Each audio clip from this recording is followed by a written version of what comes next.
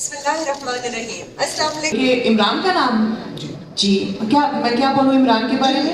یہ بتائیں کہ جس پرسنالٹی کا آپ ذکر کر رہی ہیں ان کا نام عمران خان ہے. جی بننے کا ڈیسیژن لیا.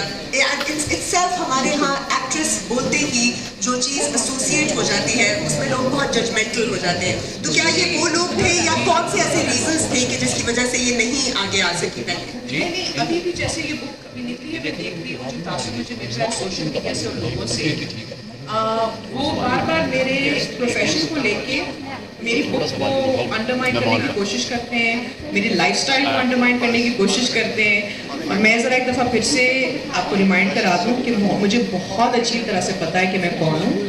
میں ایک عورت ہوں, میں ایک ایکٹر ہوں, میں ایک ماڈل رہ چکی ہوں, اور as long as I am alive and as long as I can میں وہی کپڑے پہنوں گی جو مجھے اچھے لگیں گے, کسی اور کے اپروول کے لیے نہیں پہنتی. اور میں تب تک وہی لکھوں گی جو دیٹ از مائی ٹروتھ, جو مجھے اچھی لگے, جو کہانیاں مجھے اچھی لگیں, جو فلمیں میں بناؤں وہ میں اپنے لیے بناؤں اور ان لوگوں کے لیے بناؤں جنہیں شاید موقع نہیں ملتا.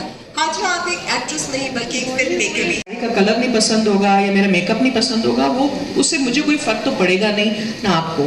تو I'm very unapologetic about my choices because those are mine, those are personal and وہ اس سے کسی کو تکلیف نہیں پہنچتی. تو اگر میں کسی کے بارے میں بات کرتی ہوں جو شاید کسی کے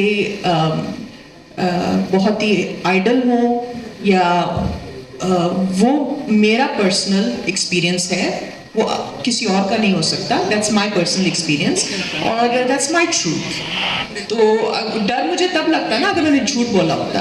تو اگر یہ جو بک ہے نا یہ سب سے پہلے انہی کے پاس گئی تھی پبلش ہونے سے پہلے, تو جس کے بارے میں لکھ رہی ہوں, جو کچھ بھی میں نے لکھا ہے ان کے پاس سب سے پہلے گئی ہے.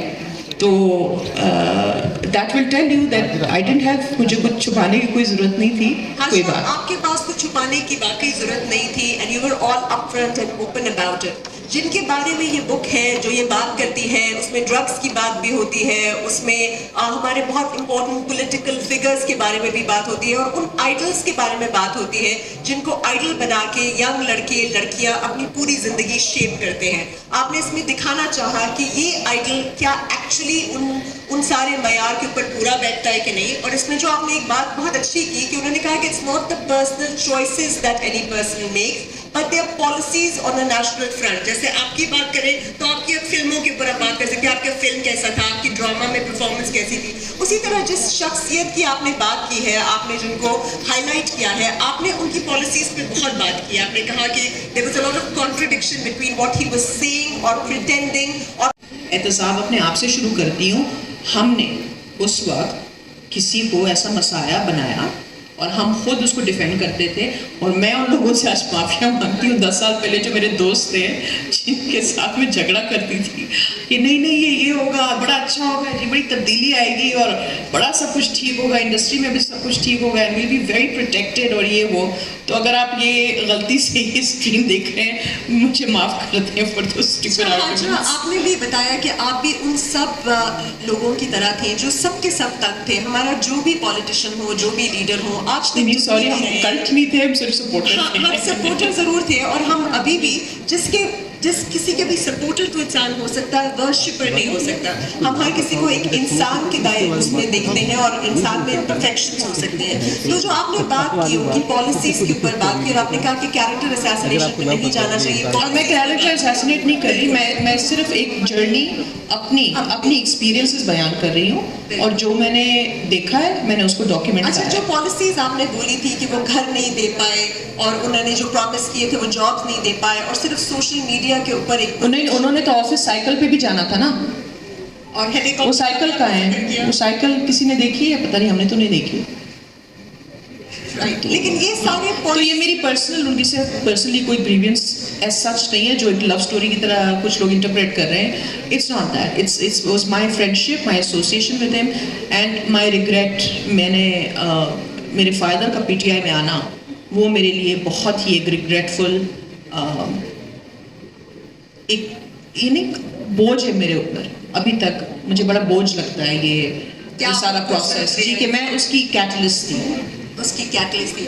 تو بیسکلی آپ کا مقصد اس بک کو لکھنے کے حوالے سے یہ تھا کہ آپ ان لوگوں کہ کسی اور کی ڈیموکریٹک خواہشات کیا ہیں, ان کی انکلینیشن کیا ہے, میں کسی کو چینج کرنے نہیں آئی, میں صرف اپنے ایکسپیرینسز ڈاکیومنٹ کرنے, ان کی کتھارسس کرنے.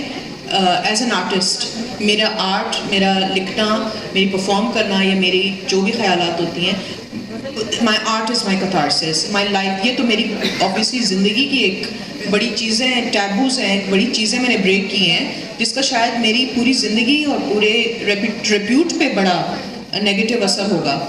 بٹ لوگ بڑے آسانی سے کہتے ہیں ہاں یہ تو ایکٹریس ہے, یہ تو ہوتے ہیں ایسے. I don't think so, I don't think that's the case.